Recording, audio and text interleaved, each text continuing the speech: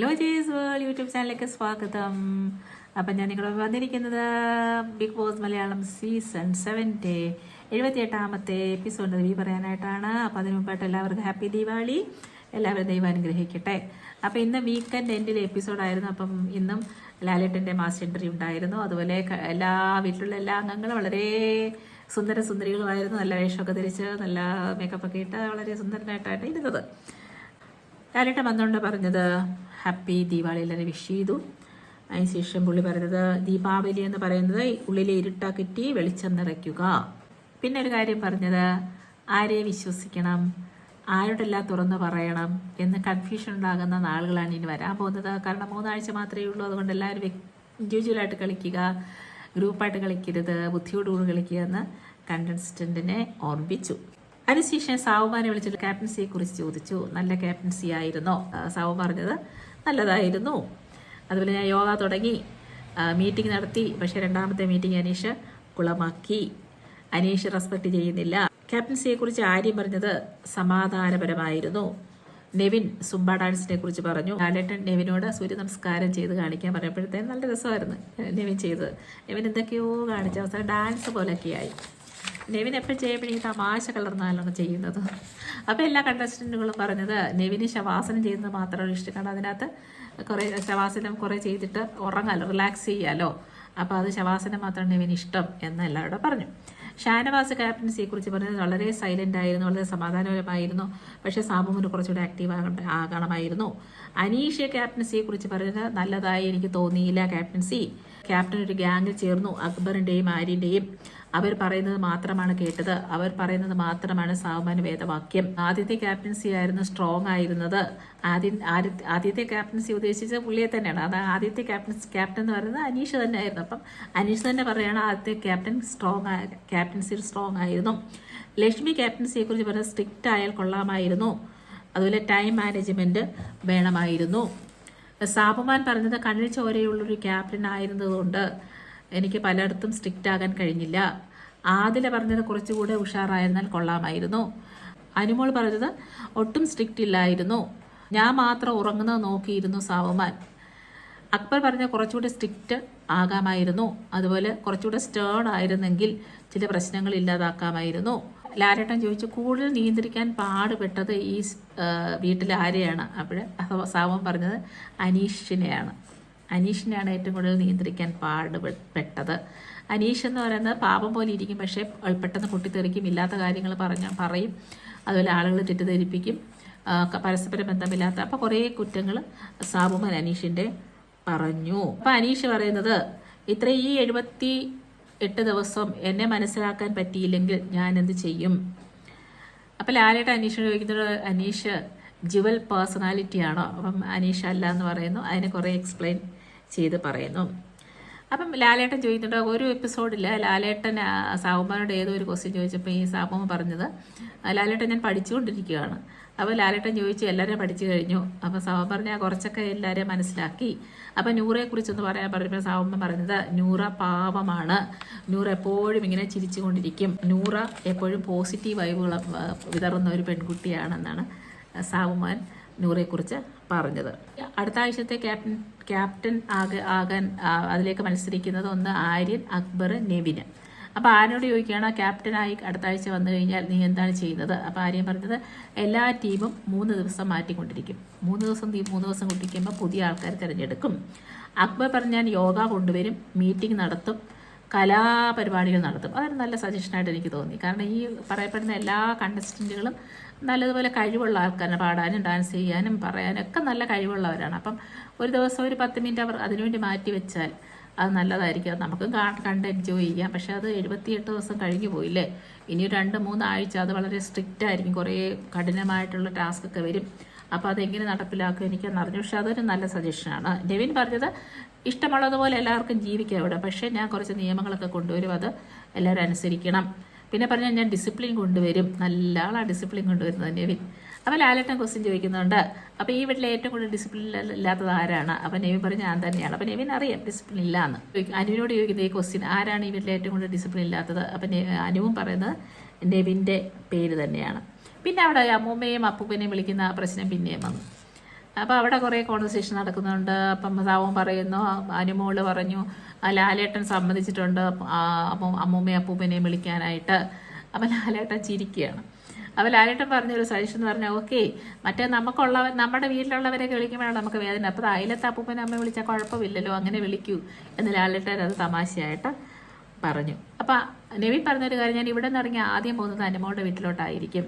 അവിടെ ചെന്നിട്ട് കൊച്ചുമോൾ ഇങ്ങനെയൊക്കെ പറഞ്ഞു വന്നാൽ എനിക്ക് അവരുടെ അപ്പൂപ്പനും അമ്മോടും പറയണമെന്നുള്ള തമാശ രൂപേണ പറഞ്ഞു. പിന്നെ മാജിക് ജ്യൂസിനെ കുറിച്ച് പറഞ്ഞു. അപ്പം അനീഷിനോട് ചോദിച്ചു, അനീഷിന് അത് എങ്ങനെയാണ് മനസ്സിലാക്കിയത് ആ ടാസ്ക്. അപ്പം അനീഷ് പറഞ്ഞു, അത് നൂറ വന്ന് ഓട്ടോഗ്രാഫ് ചോദിച്ചപ്പോൾ എനിക്ക് മനസ്സിലായി അതിൻ്റെ ടാസ്ക് ഇത് തന്നെയായിരിക്കും. അപ്പോൾ സെലിബ്രിറ്റിയോട് ഇടപെടുന്നത് പോലെ നിങ്ങൾ ചെയ്യണമെന്ന് പറഞ്ഞപ്പോൾ ആ ടാസ്ക് എനിക്ക് മനസ്സിലായെന്ന് അനീഷ് പറയുന്നു. അപ്പോൾ ചോദിക്കുന്നുണ്ട്, നെവിനോട് പിന്നെയും ചോദിക്കുന്നത്, ഇവിടെ ഏറ്റവും ആക്ടിങ് അറിയാത്ത ആരാണെന്ന് ചോദിച്ചപ്പോൾ നെവിൻ പറഞ്ഞത് ഞാൻ തന്നെയാണ്. പക്ഷേ നെവിൻ ആക്ടിങ് ഒക്കെ അറിയാം, കാരണം കള്ളമൊക്കെ കാണിച്ചിട്ട് ഞാൻ ചെയ്തില്ല എന്നൊക്കെ വളരെ വളരെ സൂപ്പറായിട്ടല്ലേ കാണിക്കുന്നത്. അപ്പോൾ നെവിൻ പറഞ്ഞു ഞാൻ തന്നെയാണ് എനിക്ക് ആക്ടിങ് അറിയാത്തത്.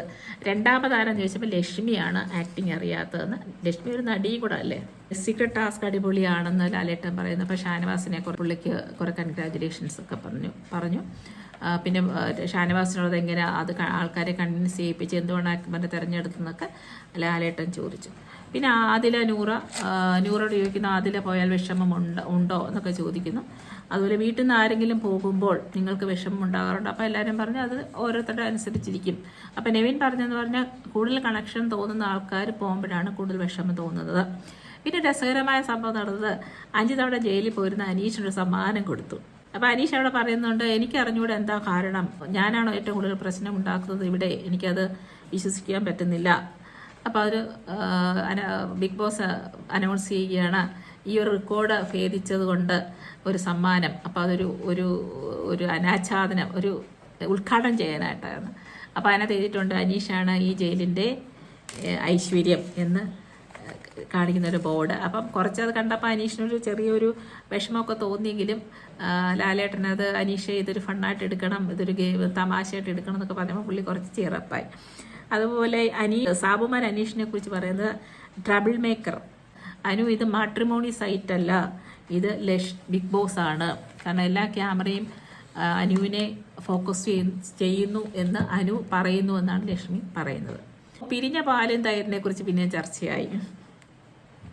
അവിടെ അനുമോള് രസകരമായി പറഞ്ഞപ്പോൾ അനുമോള് പറയുന്നത്, എനിക്ക് പാല് ഉറയൊഴിച്ച തൈരുണ്ടാക്കുന്നത് അറിയത്തില്ല, ഞാനത് ആദ്യമായിട്ട് ഇവിടെ വെച്ചാണ് കാണുന്നത്, ഈ വീട്ടിൽ വന്ന ശേഷമാണ് അത് കാണുന്നത്, എൻ്റെ വീട്ടിൽ വെച്ചൊന്നത് ഞാൻ കണ്ടിട്ടില്ല.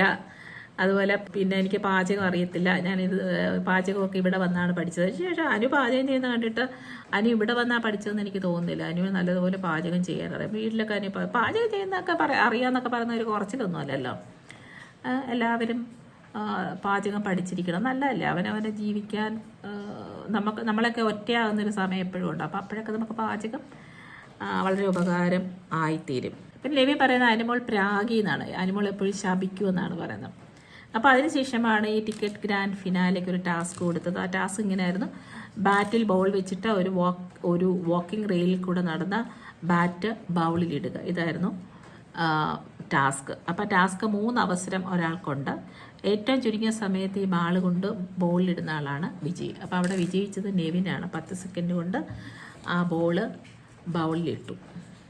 ആ സമയത്ത് ലാലേട്ടൻ ഓരോരുത്തരോടും ചോദിക്കുകയാണ്, ഈ ബൗളിലിട്ടത് എങ്ങനെയാണ്.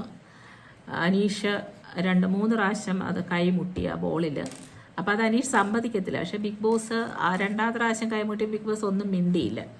കാരണം ആ സമയത്ത് ബോളിട്ടു. പക്ഷേ പുള്ളി അത് എല്ലാവരും പറഞ്ഞു ഇങ്ങനെ കൈമുട്ടുന്നു പറയുമ്പോൾ പുള്ളി അത് വളരെ ഭയങ്കര ഉച്ചത്തിൽ സംസാരിച്ചിട്ട് അത് സമ്മതിക്കത്തില്ല. അപ്പം ലാലേട്ടൻ അത് ചോദിക്കുകയാണ്, എന്തുകൊണ്ടാണ് സമ്മതിക്കാത്തത്. പുള്ളി എന്തൊക്കെയോ പറയുന്നു. നെവിനാണല്ലോ വിജയിയായത്. അപ്പം നെവിനോട് ചോദിക്കുന്നുണ്ട് അത് എങ്ങനെയാണ് സാധിച്ചത്. അപ്പം നെവിൻ പറയുന്നുണ്ട്, എൻ്റെ പ്രൊഫഷനെ ഇതാണ് റാം വാക്കിംഗ്. അപ്പോൾ അതുകൊണ്ട് ആ ഒരു പ്രൊഫഷൻ എനിക്ക് എനിക്കറിയാവുന്നത് കൊണ്ട്, എൻ്റെ പ്രൊഫഷൻ ഇതായതുകൊണ്ട് ഞാനത് നല്ലതായിട്ട് ചെയ്തു, പെട്ടെന്ന് എനിക്ക് ഇടാൻ പറ്റി. അക്ബറിനോട് ചോദിച്ചപ്പോൾ അക്ബർ വന്ന് എനിക്ക് വെയിറ്റ് കൂടുതലുണ്ട്, ബാലൻസ് പോയി. എന്നാലും ബോള് അക്ബർ ഇട്ടു. ലാലേട്ടൻ ഒരു ചോദ്യം നെവിനോട് ചോദിച്ചു, ഇവിടുന്ന് എവിക്റ്റായി പോയാൽ ഈ കാർഡ് കൊടുക്കുന്ന ആർക്കാണ്. അപ്പം പുള്ളി പറഞ്ഞ അക്ബർക്കാണ് കൊടുക്കുന്നത്, കാരണം അക്ബർ ഒരു നല്ല ഹ്യൂമൻ ബീയിങ് ആണ്. അപ്പോൾ അതുകൊണ്ട് ലാലേട്ടൻ പറഞ്ഞു നെവിൻ സേവായി, അതുപോലെ ആര്യൻ സേവായി, നൂറ സേവായി, ആദില സേവായി, ഷാനവാസ് സേവായി, അവസാനം അക്ബറും ലക്ഷ്മി വന്നു. ഇപ്പോൾ ഇന്നത്തെ എപ്പിസോഡിൽ എവിക്ഷൻ പ്രക്രിയകൾ അടിപൊളി എവിക്ഷൻ പ്രക്രിയയായിരുന്നു. അപ്പോൾ ഈ Maruti Suzuki victorious car 2 car വന്നു, 2 പേരെയും കൊണ്ടുപോയി. അവസാനത്തിൽ പിന്നെയും 2 കാറ് വന്നു. ആ ഒരു കാറിൽ ആരും ഇല്ലായിരുന്നു, ഒരു കാറിൽ അക്ബർ ഉണ്ടായിരുന്നു. അപ്പോൾ ആ ഒരു എവിക്ഷൻ പ്രക്രിയ അടിപൊളിയാണ്. അപ്പം ഞാൻ നോട്ടീസ് ചെയ്തൊരു കാര്യം, ഈ ലക്ഷ്മി പോയിട്ട് ആർക്കും ഒരു സങ്കടം വന്നില്ല എന്നുള്ളത്. ആരും അവിടെ കണ്ണു നിറയോ കരയോ ഒന്നും ചെയ്തില്ല. സാധാരണ ഇങ്ങനെ ആൾക്കാർ പോകുമ്പം ക്യാമറയ്ക്ക് മുമ്പിൽ നിന്ന് കരയുന്നു, കെട്ടിപ്പിടിച്ച് കരയുന്നത് ഭയങ്കര കരച്ചിലായിരുന്നു. പക്ഷേ ഇന്ന് ആരും കരഞ്ഞില്ല. അതെന്തുകൊണ്ടാണെന്ന് എനിക്കറിയത്തില്ല. അക്ബറിന് അഭിനന്ദനങ്ങൾ, ബിഗ് ബോസ് പറഞ്ഞു തിരിച്ചു വരവിന്, സ്റ്റൈലിഷ് ആയിട്ടുള്ള തിരിച്ചു വരവിന് അഭിനന്ദനങ്ങൾ പറഞ്ഞു. അപ്പം അങ്ങനെ നല്ലായിരുന്നു. ആ ഒരു എവിക്ഷൻ പ്രക്രിയ അടിപൊളിയായിരുന്നു, എനിക്ക് ഒത്തിരി ഇഷ്ടപ്പെട്ടു. ലക്ഷ്മി ലാലേട്ടൻ്റെ അടുത്ത് ചെന്നു. അപ്പം ലക്ഷ്മി ചെന്നപ്പോൾ ലക്ഷ്മി പറഞ്ഞത്, ലാലേട്ടൻ്റെ കൂടെ ഒരു എൻട്രി എനിക്ക് പറ്റിയില്ല, കാരണം ഇടയ്ക്കല്ലേ ലക്ഷ്മി വന്നത്. അപ്പം ഇന്ന് എനിക്ക് ലാലേട്ടൻ്റെ കൂടെ നിൽക്കാൻ പറ്റിയതിൽ ഒത്തിരി സന്തോഷം.